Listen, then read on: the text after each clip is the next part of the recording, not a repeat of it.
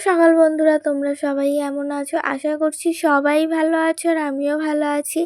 আমি বিদিতা, আমার সিম্পল বিতা চ্যানেলে তোমাদের অনেক অনেক স্বাগত। তোমাদেরকে সাথে নিয়ে আজ একটা নতুন ভিডিও শুরু করছি। আশা করছি রোজকার মতন আজকের ভিডিওটাও তোমাদের ভালো লাগবে।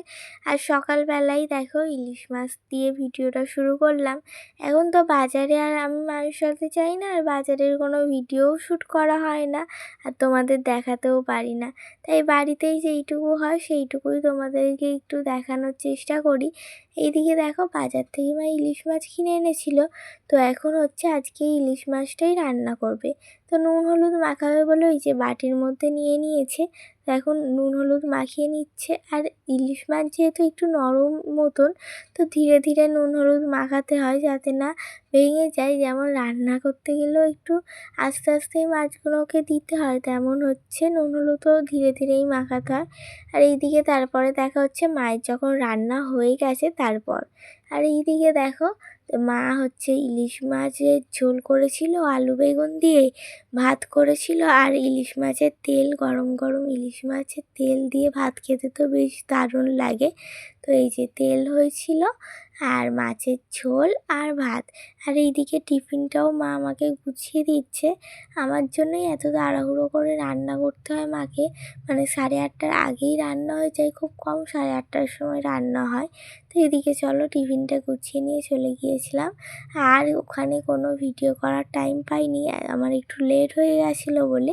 তো এইদিকে দেখো রাতে মা রুটি আর আলুর তরকারি করেছে, এটাই এখন খাওয়া দাওয়া করে ঘুমিয়ে পড়বো।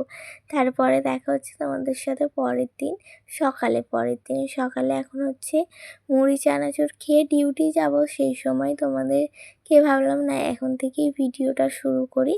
তো এদিকে মুড়ি চানাচুর নিয়ে নিয়েছি ওদিকে। আর এইদিকে হচ্ছে মা ডাল রান্না করছে, আর এইদিকে ভাতটা হয়ে গেছে। আজকেও মায়ের অবশ্যই একটু দেরি হয়েছে, কেননা ওইদিকে কাজকর্ম করছিল, তো তাই জন্য একটুখানি ওই ডালটা ফুটতে যা দেরি হয়ে গেছে। আর এইদিকে দেখো ঢ্যাঁড়স আলু চিংড়ি দিয়ে তরকারি করেছে, ভাত করেছে, আর এইখানে রয়েছে ডিম ভাজা। আর ডাল তো রয়েছে। এইগুলো দিয়েই আজকে হচ্ছে দুপুরে নিয়ে যাব হচ্ছে লাঞ্চে। তো এইগুলো হচ্ছে এখন মা গুছিয়ে দেবে, একটু ঠান্ডা হয়ে যায়।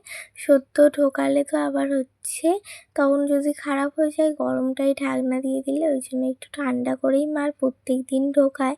আর এইদিকে দেখো মা টিফিনটা গুছিয়ে দিচ্ছে, আর এই পুচকি টিফিন কাঠির মধ্যে ডিম ভাজাটা কেটে দিয়েছে। আর এইদিকে দেখো আমিও তৈরি হয়ে নিয়েছি।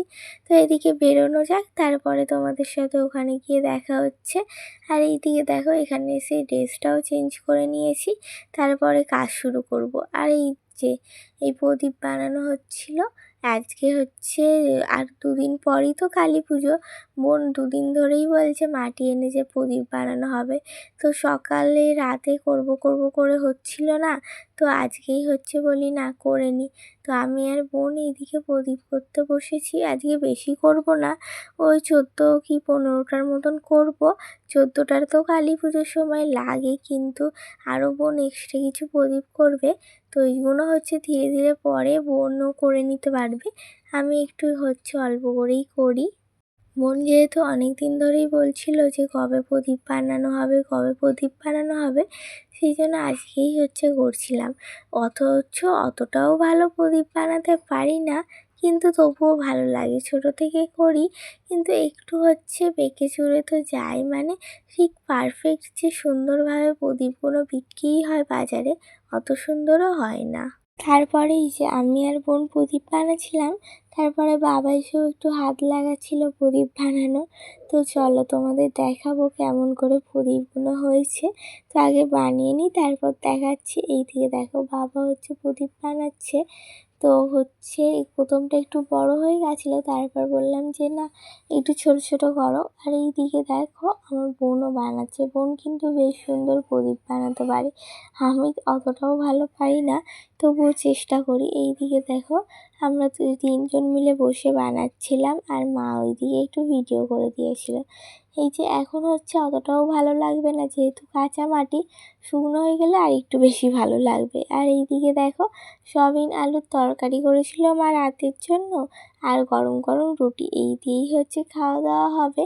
তো অনেক দিন পর সয়াবিন আলুর তরকারি খাওয়া হচ্ছে, আর রুটি দিয়ে তো বেশ কিছুদিন হয়ে গেছে এরকম খাওয়া হয়নি। আর তরকারিটা বেশ স্বাদেরও হয়েছিল। তো চলো এবার সবাই খাওয়া শুরু করব। আগে সবার পাতে দিয়ে দেওয়া হোক। আর এইদিকে দেখো রুটি আর সয়াবিন আলুর তরকারিটা থালার মধ্যেই নিয়ে নিয়েছি। তো চলো খাওয়া দাওয়া করে নিই, পরে দেখা হচ্ছে।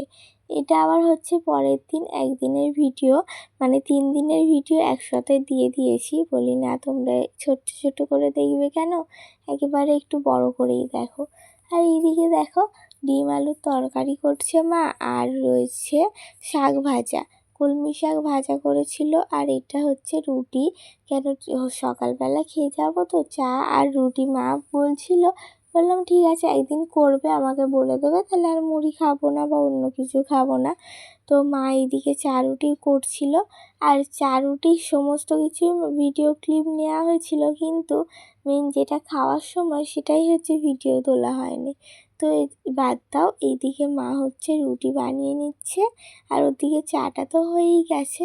এই গরম গরম রুটি আর চা খেতে কিন্তু বেশ ভালো লাগে। আর এইদিকে কি রান্না করেছিল মা, চলো তোমাদের দেখিয়ে দিচ্ছি। ওখানে রয়েছে ভাত, এখানে রয়েছে কলমি শাক ভাজা, আর ডিম আলুর তরকারি করেছিল। আজকে এই রান্না বান্নাগুলো করেছিল, এটা নিয়ে যাব লাঞ্চে। তো এগুলো এখন গুছিয়ে নিতে হবে।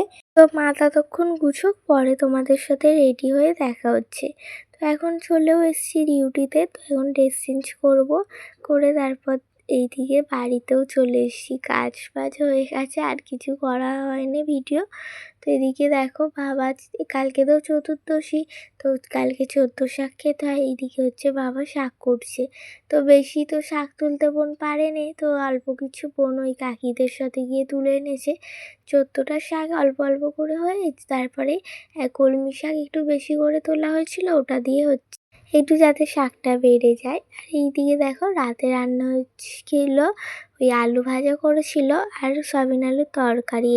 আজকের ভিডিওটা এই পর্যন্তই। সবাই ভালো থেকো, সুস্থ থেকো, দেখা হচ্ছে নতুন একটি ভিডিওর সাথে। টাটা।